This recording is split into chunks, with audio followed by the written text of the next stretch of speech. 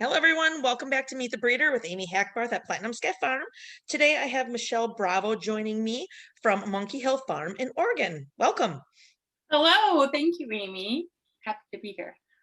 Well, my name is Michelle Bravo, and we're in Sandy, Oregon, so not far from Portland, about 30 minutes from Portland, but also about 40 minutes from Mount Hood. So we're sort of the gateway to Mount Hood. So it's just a really beautiful area. But we've got snow outside for the first time in years, so it's interesting. But yeah, so we've been with Nigerian Dwarf Goats since about 2016. Research breeds for a number of years. My husband and I started homesteading in about 2012, and we were in a more urban setting. So we had a big garden, chickens, but we couldn't have goats, and I really, really wanted goats. So clearly we had to move. So started looking and really fell in love with the Nigerian dwarf breed. And cheese is life, so super important to me. Agree. Wisconsin girl. So I really wanted a breed that produced a lot of milk and, love their small size. And the milk is delicious. So really, that was the clincher. But yeah, we just wanted to have a lot more control over our food and, what we were putting in our bodies and what industries we were putting our money behind. So really having a little bit more control made a lot of sense. So that's kind of how we got started. So I was so fortunate that I sort of lucked into finding out about a local goat group that was just forming. It was just the second meetup that they had at that point. And I met this group of super knowledgeable, really passionate people that had been keeping goats, some of them for a short time and then others for, decades. So just a lot of really great information and mentors sort of in that group. So that was great. I actually started going to the meetings before I even had goats. So once I started, really kind of forming bonds with those folks, they actually even helped me pick out my first goats. So I ended up with really strong genetics right off the bat, which was excellent because then, you sort of get sucked in after a little while with the performance programs and started linear appraisal right away our first year and just really got kind of obsessed with that and breeding the best that I possibly could. I kind of have a philosophy that if you're going to put something out in the world, make sure it's the best thing that you can possibly do. So that's kind of what I love that. started. So yeah, and really the group has somewhat, we haven't been doing meetups with COVID, but a couple of us have really become super good friends. We kind of consider ourselves sister farmers. We use each other's bucks. We share expenses on some more expensive items. We even pitched in and bought an ultrasound machine together. So, these things that it just makes it a lot easier when you have a group that you trust to, make the hard times better. So we're there for each other during rough kiddings. It's just been really nice. I love that. That is really, really cool that you have such a nice community out there. That especially one that's willing to reach out to the newer people and really kind of help them and bring them into the fold. I think a lot of people are a little nervous, getting into a new breed if you are an adult and don't really have that experience. The kids have 4-H and FFA and all these programs where it's very natural to have beginners coming on board. And one thing that I always think about is the adults that are kind of trying to come into a brand new species or a brand new hobby, trying to find that mentorship. And I think that is really special that you have that in your community, right in, your own area without having to use the internet or whatever. Because obviously, I'm sure you've seen there's some situations that you can't solve on Facebook. Yeah. Yeah. I cringe sometimes when I see some of the advice given on some of those pages. And it's, you know, if you don't know the full story, you could really just take some really really bad advice.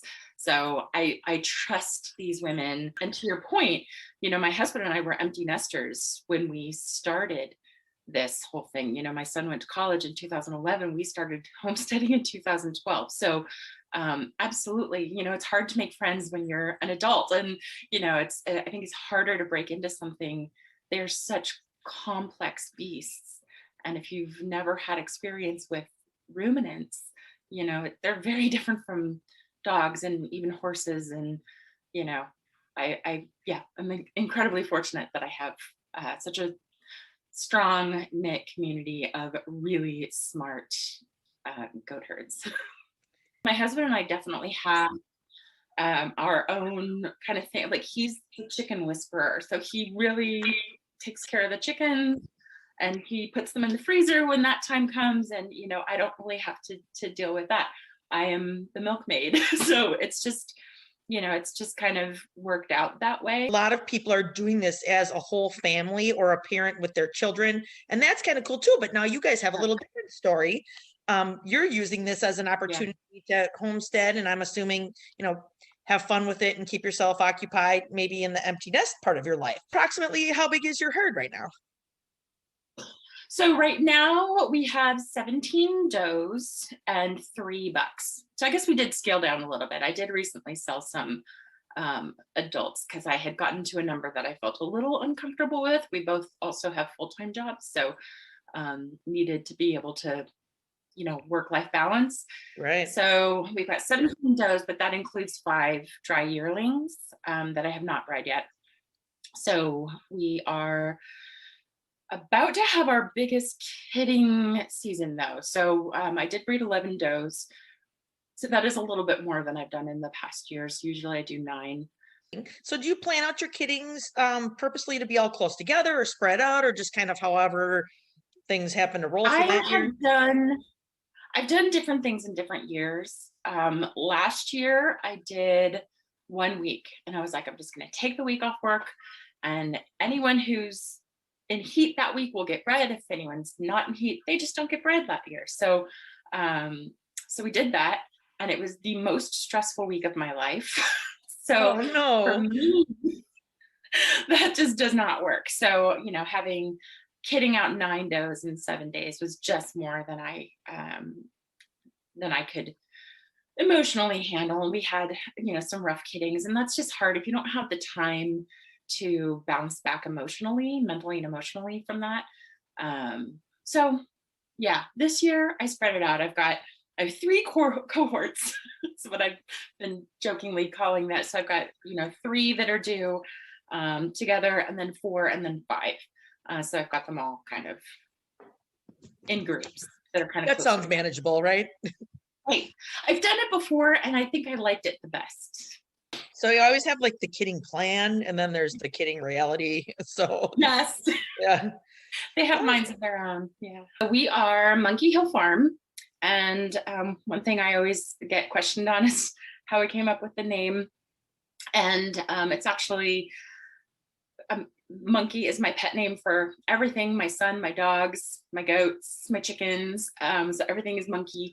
And we have a huge hill. So you can see on our homepage, this is actually my favorite spot on the farm to go sit with a glass of wine in the summertime and overlook. I don't know if you can see my cursor, but this back area here is our hay field, and then this just shows part of that is the really beautiful. pasture. It's honestly, we feel very lucky to have found this place. So it's a pretty little spot.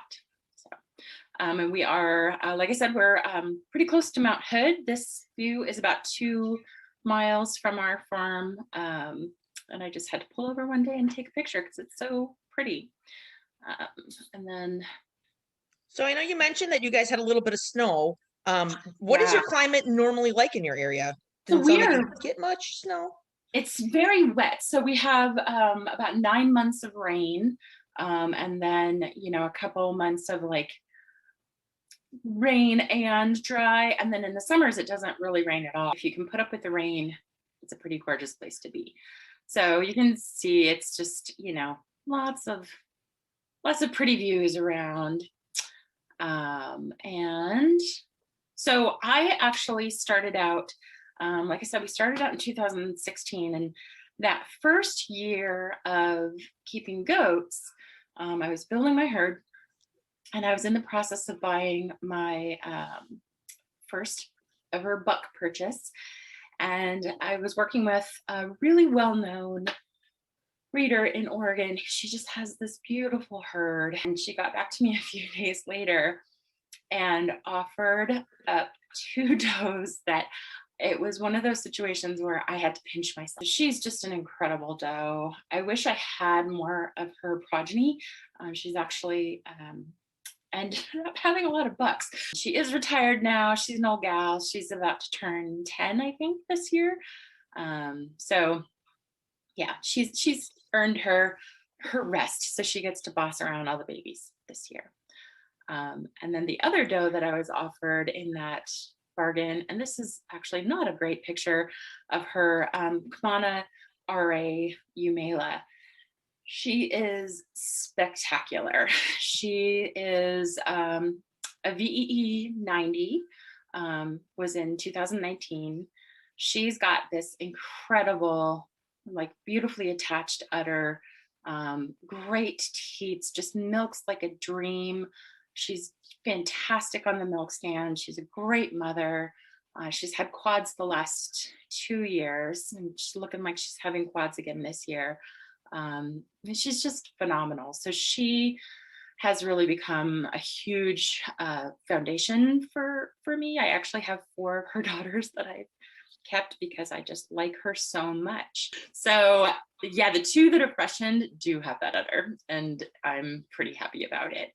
And then Zoe is she was my first milker. I actually bought her as a doe in milk, and she taught me how to milk, and I love her to death. She is the herd queen.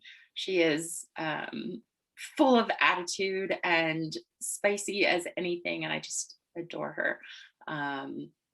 And Elfiniger Shemayo, she was actually my first purchase, my first goat that I picked out, and just love her to death. She is tiny.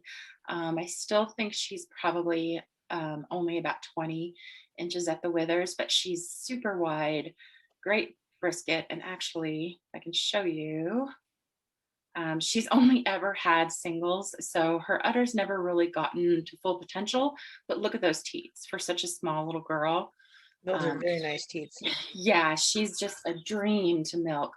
And I call her my puppy dog goat. She just, has the greatest personality and follows me around wherever I go. And then we've got Florinata Pistol. So she's got a lot of Castle Rock in her background. She's huge capacity. She is a very heavy milker. And I've really only ever gotten boys from her as well. So we're trying again. We'll see if I get a daughter from her this time. Her LA score in 2019 was an 87, so I was pretty happy about that. So she is Springwater DC Mud Pie. She earned a place on the elite list, again, shortly after coming here. She was on milk test as a first freshener at her first farm at Springwater. But she never finished milk test because she was sold to the other herd. So really looking forward to getting her production star and hopefully securing her place on the elite list again. She's just a spectacular doe, and I can't wait to see what she does. She's actually bred to a very fancy gentleman who belongs to one of my closest friends, Poppy Patch Evil Knievel. This is my favorite homebred doe, Sika. This was her 2018 daughter, and she has that beautiful 4 udder, beautiful attachments. She's just a gorgeous goat. And yeah, so really looking forward to seeing what she does this year. Her teats could be a little bit bigger, but this will be her. She was a second freshener last year, so this will be her third time. So we'll see. And then Millie was a first freshener last year. I don't actually have any great pictures of her because, again, we missed LA last year because of COVID. So I didn't really do a great job of clipping or trying to set anybody up for pictures or anything like that. But she is a really nice doe, and she's also got the gorgeous attachments. And Twyla is she'll be a first freshener. She's due in March, mid-March. And she is a blueberry granddaughter. So really excited to see what she brings to the herd. So gorgeous girl, super friendly. She's got the beautiful blueberry blue eyes. So happy about her. And then last year, I also had the opportunity to bring on Old Mountain Farm Turmeric. Super excited about her genetics as well, for good reason. She is very sweet doe. Again, full personality, just a really, really well put together doe, as you would expect from an Old Mountain Farm doe. So she is actually my first doe due this year. So she is due in 9 days. So can't wait to see what she ends up having. And then I also added sparkling cider, so Sparkle. She's a lovely little doe. And again, I was kind of looking for specific traits with who I added this year. So lots of capacity in the udder, great attachments, and width. I really was lacking width. So Sparkle and Turmeric are both wide, gorgeous rumps. So super happy about those two as well. And she's also going to be due very soon. And then the yearlings, they are not bred yet, so we'll more to come on those girls. I like breeding at a year and then kidding out closer to 16 to 18 months. I think is good for what we're looking for. We've got 3 bucks on the farm. 3 or 4 is usually a good number. I will be keeping a buck from Mud Pie and Evil Knievel if I am so lucky to get one.